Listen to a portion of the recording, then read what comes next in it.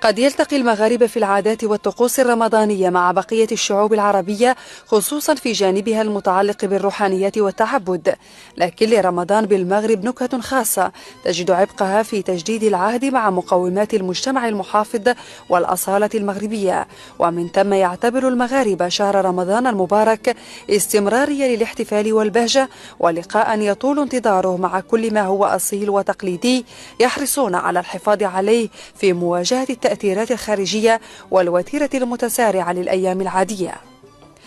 ويتم هذا اللقاء على موائد الإفطار التي لا يتردد المغاربة في الحفاظ على قواعدها، حيث يتم تزيينها بمختلف المأكولات والحلويات.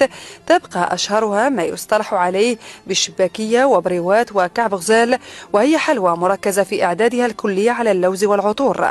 وبالمائدة المغربية نجد كذلك حساء خاصا يتفرد به المغاربة، وهو الحريرة، ونجدها في كل موائد الإفطار المغربية. وتحرص العائلات المغربية على الاحتفال بأول يوم صيام الأطفال، وتتزين الفتاة في هذا اليوم بأبهى الحلل واللباس التقليدي المغربي وكأنها ستزف، في حين تشرف نساء من أقاربها على التزين بالحناء والتعطر. ويتكرر هذا المظهر الاحتفالي في ليلة القدر المباركة.